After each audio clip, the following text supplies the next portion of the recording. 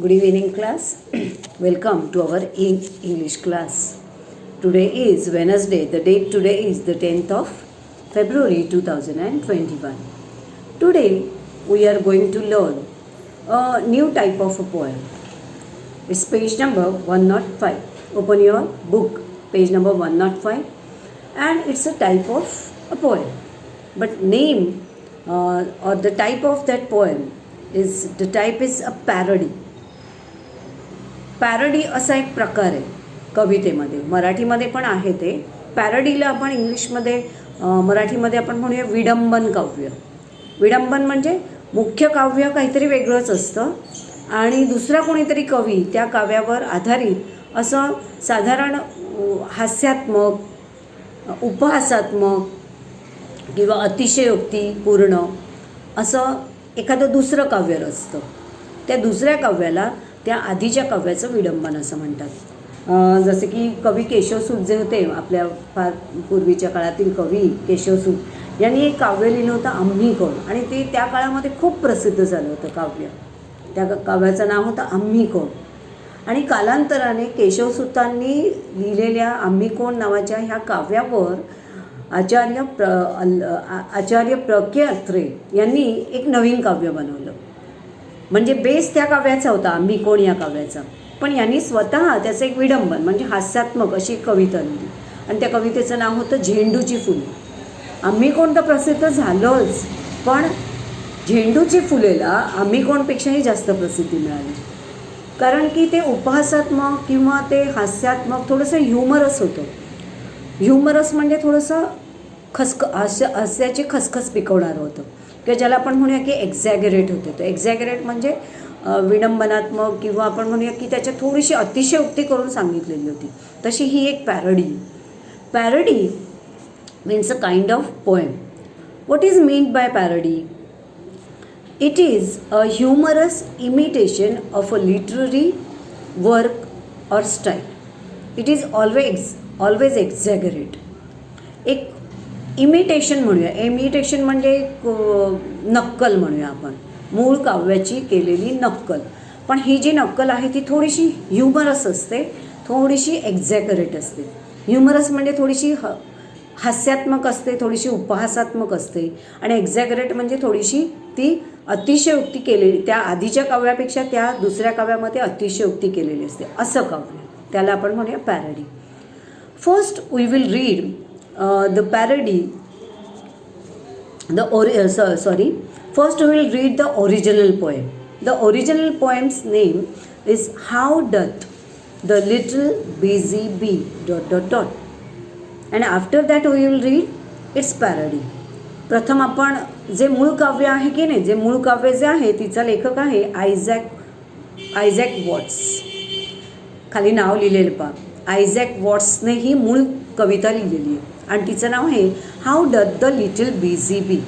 म्हणजे छोटीशी लहानशी बी. बी मीन्स हनी बी, सगळ्यांना परिचित आहे. हनी बी मीन्स मधमाशी. छोटीशी मधमाशी काय करते, म्हणजे दिवसभर आपल्याला सगळ्यांना माहिती आहे की the honey bee is very hard worker.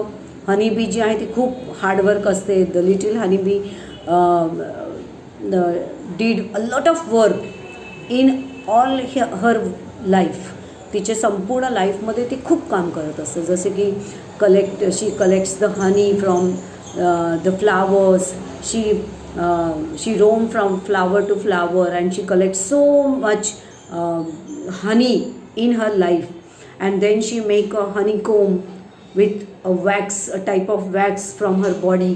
तिच्या शरीरातून जे एक प्रकारचं वॅक्स येत असतं, म्हणजे मेण येत असतं, त्या मेणाचा वापर करून ती हेक्झॅगॉनवाली म्हणजे षटकोनी आकाराचं खाचे असलेली असं हनीकोम तयार करते. त्याच्यात ती हनी साठवत असते. सो ऑल हर लाईफ ती हेच काम करत असते आणि ती कधीच शांत बसलेली नसते. शी ऑलवेज डज वर्क. आपण म्हणूया की ती सतत काम करत असते. सो इथे आणखी एक तुम्हाला गोष्ट सांगायची की how doth the little busy bee. Doth म्हणजे doth is equal to does. DOES, does हे जे क्रियापद आहे, डज म्हणजे करते. सेम तोच अर्थ आहे या डचचा. डचचा खाली अर्थ दिला आहे ओल्ड फॉर्म ऑफ डच, म्हणजे पूर्वीच्या काळी डच ऐवजी लोक डथ या शब्दाचा वापर करायचे. तो जुना शब्द इथे वापरलेला आहे. How does the little busy bee work all the time, असं आपण पुढे डॉटच्या ठिकाणी पूर्ण करू. How does the little busy bee doth always the work. How doth the little busy bee improve each shining hour and gather honey all the day from every opening flower. How skillfully she builds herself, how neat she spreads her wax, and labors hard to store it well with the sweet food she makes. Poet Isaac Watts. Busy bee म्हणजे कामसू, उद्योगी अशी बी मधमाशी. तिचं हे adjective आहे. Busy, जशी मुंगी बिझी असते कायम, कामसू असते, उद्योगी असते, तशी ही बी पण आहे. कवितेचं नाव आहे छोटीशी कामसू मधमाशी काय करीत असते. How doth the little busy bee improve its shining hour. कामात सतत व्यस्त असणारी बिझी बी जी आहे, छोटीशी मधमाशी, तिचा प्रत्येक उगवणारा जो दिवस असतो, प्रत्येक उगवणारा तास जो असतो तो शायनिंग करत असते.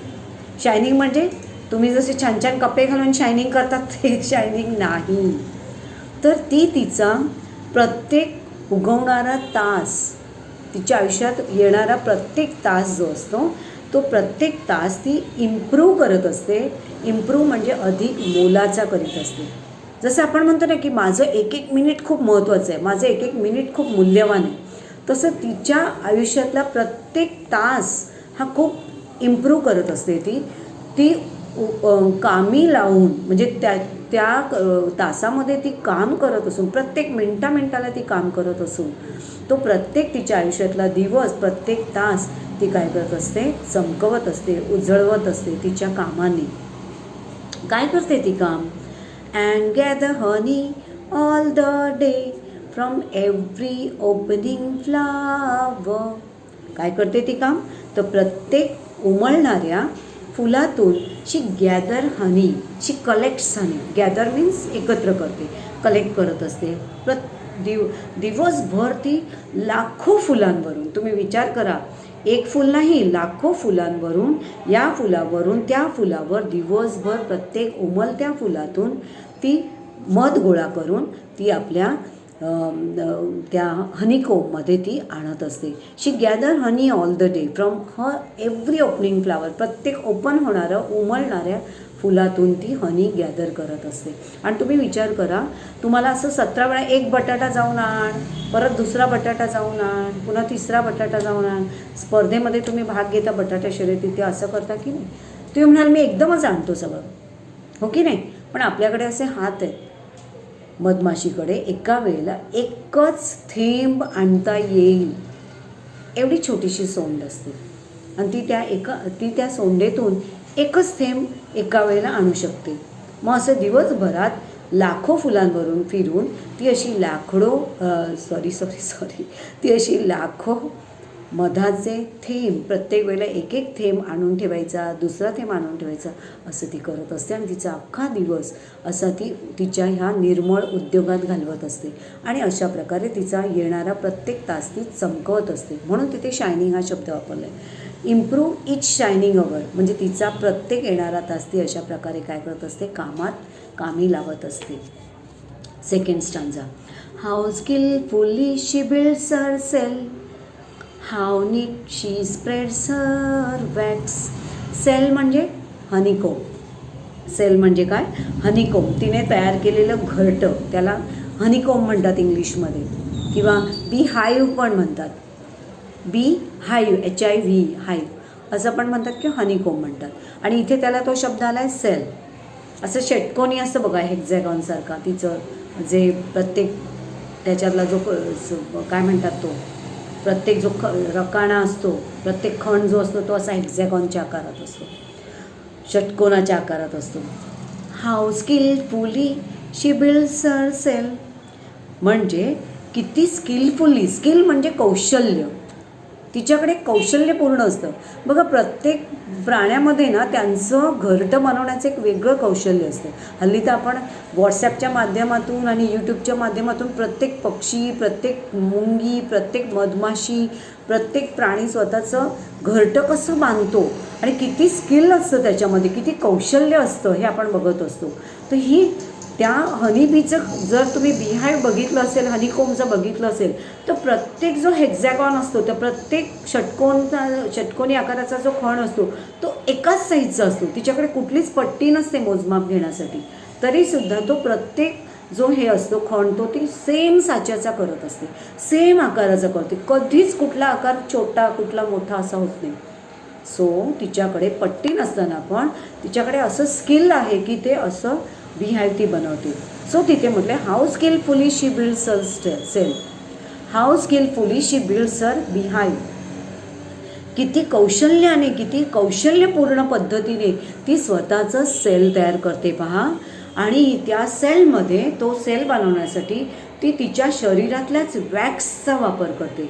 वॅक्स म्हणजे मेण, तिच्या शरीरातल्या वॅक्सचा तिच्या शरीरातल्या मेणाचा वापर करून ती काय करते, ते मेण जे आहे ते त्या बिहाईवमध्ये, त्या षटकोनी आकारांच्या खाण्यांमध्ये ते नीट चापून चोपडून असं ती काय करते, स्वतःचं घर तयार करत असते. तर हे काम अतिशय नीटनेटकंपणे करते. म्हणजे सगळीकडे सेम आकारात ती वॅक्स पसरवून, ते मेण पसरवून नीटनेटकं चोपडून ती आपलं मधाचं पोळं कौशल्याने उभं करते. And labors hard to store it well with the sweet food she makes. तिने तयार केलेल्या मधुर अन्नाचा अपार कष्ट करून ती त्यामध्ये काय करते, साठा करून ठेवते. And she labours hard, she labours hard means she works hard. Labours म्हणजे वर्क्स, लेबर्स म्हणजे काय, वर्क्स, क्रियापद म्हणून वापरला आहे तो शब्द. ती खूप हार्डवर्क करते आणि त्यामध्ये हनी जे आहे ते स्टोअर करून ठेवते. स्टोअर करते म्हणजे काय करते, जमा करून ठेवते. She do a hard work to store the honey and she collect the honey, she collect her food in that cell. ती त्यामध्ये आपल्या अन्नाचा साठा करून ठेवत असते. तिचं अन्न म्हणजेच ते गोड असं स्वीट असं हनी. आता आपण पाहिलं की हनी बी किती कष्ट करते. तिच्या संपूर्ण आयुष्यामध्ये ती तिचं तिच्या शरीरातलं मेण काढून ते चोपडून नीटनेटकं हनी सेल बनवते, हनी हाईव बनवते, बी हाईव बनवते, हनी कोंब बनवते. मी अनेक शब्द सांगितले मधाच्या पोळ्यासाठी तुम्हाला, ते बनवते. त्याच्यामध्ये ती मध गोळा करून त्याचं कलेक्शन, त्याचं स्टोअर करून ठेवते, त्याचा साठा करून ठेवते. आयुष्यभर ती हे काम करत असते. त्याविरुद्ध मगर, म्हणजे खाली जे चित्र दिलं आहे ती क्रोकोडायल. आता हे जे पॅरडी आहे ना, जे तयार केलं आहे त्याच कवीचं नाव आहे लुईस कॅरॉल. लुईस कॅरॉलने या आयझॅक वॉट्सने बनवलेल्या बिहाईवच्या कवितेवर आधारित एक पॅरडी तयार केलं. खालची जी कविता आहे ना ती पॅरडी आहे, वरची जी कविता आहे ती मेन पोएम आहे आणि खालची कविता ही त्या वरच्या कवितेची पॅरडी आहे. म्हणजे त्या वरच्या कवितेचं ते विडंबन काव्य आहे. आता अगदी विरुद्ध हनीबीच्या अगदी विरुद्ध प्रवृत्ती, अगदी विरुद्ध स्वभावाची कोण असते, क्रोकोडाईल असते. क्रोकोडाईलला तुम्ही पाहिलं आहे, तुम्ही यूट्यूबवर वगैरे बघितलं असेल किंवा डिस्कवरीवर पाहिलं असेल की क्रोकोडाईल ही अशी मस्तपैकी तोंड उघडं ठेवून मस्तपैकी बसलेली असते. तासन तास ती एकाच पोजमध्ये तोंड उघडं ठेवून डोळा बिळा काही न हलवता, तिचं अजिबात शरीर पण न हलवता ती बसलेली असते. आणि जर तिचं तोंड बघितलं ना असं उघडलेलं असतं, आपल्याला वाटतं की ती हसते. इथे चित्रातली पण क्रोकोडाईल तशीच दाखवली, तोंड उघडं असतं, आपल्याला वाटते ती हसते सारखी आणि ती अजिबात हलत नाही. एवढं ती आळशी म्हटलेलं आहे. कवीने काय म्हटलं आहे की ती आळशी आहे. म्हणजे हनीबीच्या अगदी विरुद्ध, अगदी अपोजिट स्वभाव. हनीबी खूप हार्ड वर्कर आहे, तर क्रोकोडाईल कशी आहे, लेझी आहे. आपल्या वर्गामध्ये पण आहेत की नाही. अगदी आता मी अभ्यास पाठवल्या सगळेजण तयार करून अभ्यास पटापट आजच्या दिवसात पाठवतात. ते कसे आहेत? ते खूप इंडस्ट्रियस आहेत, ते खूप हार्ड वर्कर आहेत, हनीबी सारखे. आणि काही लोक दिवस उलटून गेला तरी महिनोन्महिने अभ्यास पाठवत नाहीत, ते क्रोकोडाईल सारखे आळशी. तर ही आळशी मगर काय करते पहा. Honeybee is known for her hard work, whereas the crocodile is a lazy animal which rests all the time, which rests in the sunshine. Honeybee काय एकदम विरुद्ध आहे. सनशाईन म्हणजे डे राईज झाला, सन राईज झालं की हनीबी कामाला बाहेर पडते. आणि इथे उलटं आहे. क्रोकोडाईल काय करते? सनशाईन झालं, डे राईज झाला की ती काय करते? बाहेर येते पाण्याच्या आणि निपचित पडून राहते. म्हणजे त्या नवीन दिवसाचा उपयोग ती आळसामध्ये घालवते. It is not hard working animal and makes a smile all the time. ही जी क्रोकोडाईल आहे, she is not hard working and she smiles all the time. जणू काही ती हसत असते, दात उघडे ठेवून. How does the little crocodile How does the little crocodile do all the time?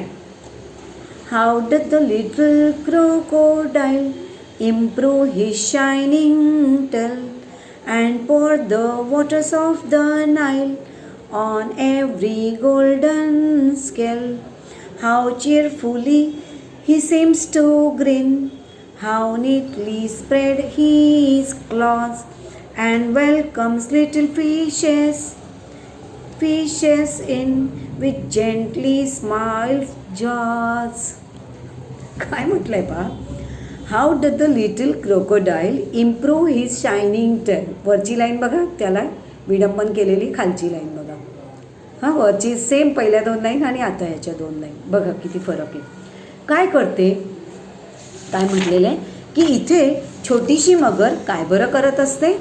छोटीशी मगर आपलं चमकदार शेपूट, छोटंसं शेपूट असतं. It improve is shining tail. ती पाण्यावर तिचं शेपूट मारत अशी करत येते की नाही, आपल्याला दिसते ती अशी करत येते आणि तिचं छोटीशी शेपूट चमकवत असते दिवसभर. बाकी काही काम नाही तिला. अधिक चांगलं करण्याचे ते प्रयत्न करते. And pour the waters of the Nile. Pour म्हणजे काय? शिंपडते, ओतते. नाईल नदीचं पाणी. नाईल म्हणजे ही इजिप्तमधली नदी आहे. ती आता इथे त्या कवीने तिचं वर्णन, त्या नदीचं नाव इथे घेतलेलं आहे. ती काय करते?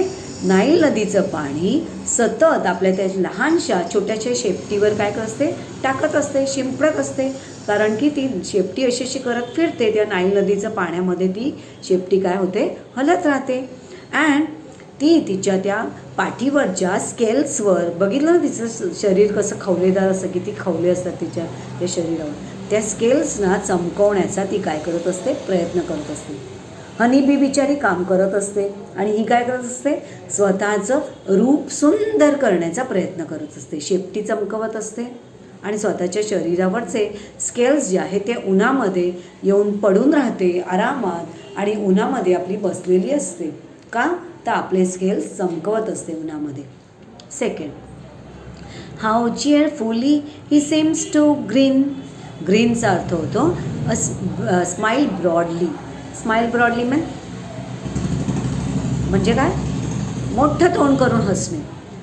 क्रोकोडाईल बघितली आपण, मोठं तोंड करून सतत हसते की काय असं वाटतं का? किनाऱ्यावर अशी बसलेली असते की नाही, त्याला स्माईल म्हटले कवीने. हाऊ चिअरफुली ही सेम्स टू ग्रीन, ही सेम्स टू स्माईल. ती काय करते?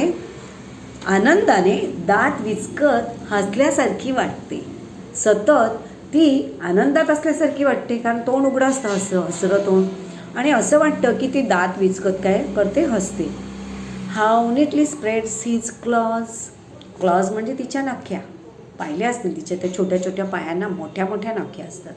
तर ती काय करते? आपले नख्या, आपले पंजे, क्लॉज जे आहेत ती पसरून उन्हामध्ये अशी बसलेली असते, तयारीत बसलेली असते. And welcomes little fishes in. ते तोंड उघडून काय करत असते? सतत येणाऱ्या जाणाऱ्या छोट्या जे बिचारे छोटे छोटे फिशेस असतात की नाही, त्या फिशेसना काय करते, आपल्या तोंडात येऊ देते. आणि फिशेस तोंडात आले की काय करायचं आहे, गिळून टाकायचे, स्वाहा करायचे. म्हणजेच ती काय करत असते, आपल्या जबड्यांनी हसत हसत and welcomes little fishes in with gently smiling jaws. Jaws म्हणजे जबडा, स्माइलिंग जॉज म्हणजे काय, हसणारा तो जबडा. आपल्या जबड्यांनी हसरं तोंड करून ती फसवत असते. तिच्या त्या हसऱ्या तोंडाकडे बघून छोटे छोटे बिचारे मासे अलगदपणे तिच्या जबड्यात येतात आणि ती जबडा मिटते आणि त्या माशांना गिळंकृत करते. किती फरक आहे बघा. हनी बी काय करत असते, शेकडो फुलांवरून, लाखो फुलांवरून, या फुलांवरून त्या फुलांवर दिवसभर बिचारी उडत असते आणि मध गोळा करून आणत असते. ही काय करते, क्रोकोडाईल एका जागी बसते तोंड उघडून. भक्ष्य पकडण्याची पण ती कष्ट घेत नाही. एका जागी तोंड उघडून बसते, फास्ट टाकून फसवून आपले फास्ट टाकून बिचारे छोटे छोटे मासे तिच्या तोंडात आपोआप येतात. ती त्यांना काय करते, गिळंकृत करते. So she welcomes little fishes in her jaws, smiling jaws. तिच्या त्या हसणाऱ्या जबड्यांमध्ये ती त्या छोट्या छोट्या माशांना वेलकम करत असते, स्वागत करत असते. आणि हळूवार त्या जबड्यांमध्ये ते मासे आले की चटकन ती त्यांना गिळंकृत करते. म्हणजे किती फरक आहे बघा. एक अतिशय कष्ट करणारी आणि एक अजिबात कष्ट न करता जागच्या जागी बसून आपलं खाद्य मिळवणारी. सो पहिलं जे काव्य आहे ते ओरिजिनल पोएम आहे, जी आयझॅक वॉट्सने लिहिलेली आहे आणि लुईस कॅरॉलने त्याच्यावर लिहिलेले जे काव्य आहे खालचं ते आहे त्याची पॅरोडी. तर अशा प्रकारे आज आपण हे काव्य, ही कविता पाहिलेली आहे. तुम्ही ही कविता नक्की एकदा वाचून बघा आणि गाऊन बघा आणि या कवितेचा अर्थ तुम्हाला लिहून काढायचा आहे. आणि नुसती कवितेचा अर्थ लिहू नका, तर या कवितेमध्ये काही रॅमिंग वर्ड्स आले ते सुद्धा त्यांच्या जोड्या तुम्ही लिहून काढा. 2 प्रश्न आहेत तुम्हाला. एक म्हणजे कविता इंग्लिशमधून स्टांजा लिहायचं आणि त्या स्टांजाचं खाली अर्थ लिहायचा. परत दुसरं स्टांजा लिहायचं, त्याचा अर्थ लिहायचा. परत तिसरं स्टांजा, त्याचा अर्थ. चौथं स्टांजा, त्याचा अर्थ. म्हणजे आधी इंग्लिशमधून लिहायची, मग मराठीतून त्याचा मीनिंग लिहायचं. त्यानंतर तुम्हाला रॅमिंग वर्ड्सच्या पेअर्स लिहायच्या. जास्त नाही आहेत, थोड्याच आहेत. प्रत्येक स्टांजामध्ये एक पेअर आहे. जसं की अवर फ्लावर, सेल वेल, त्यानंतर क्रोकोडाईल नाईल, त्यानंतर ग्रीन इन. बस पूर्ण कवितेमध्ये 4च जोड्या आहेत रॅमिंग वर्डच्या. त्या 4 जोड्या तुम्हाला लिहून काढायच्या आहेत. आणि याच्या खाली पॅरोडीचा जो अर्थ दिलेला आहे तो लिहून काढायचा. बस एवढंच काम तुम्हाला आज करायचं आहे. तर मी तुम्हाला या कवितेचा अर्थ पण पाठवते. कविता तर तुमच्याकडे आहेच.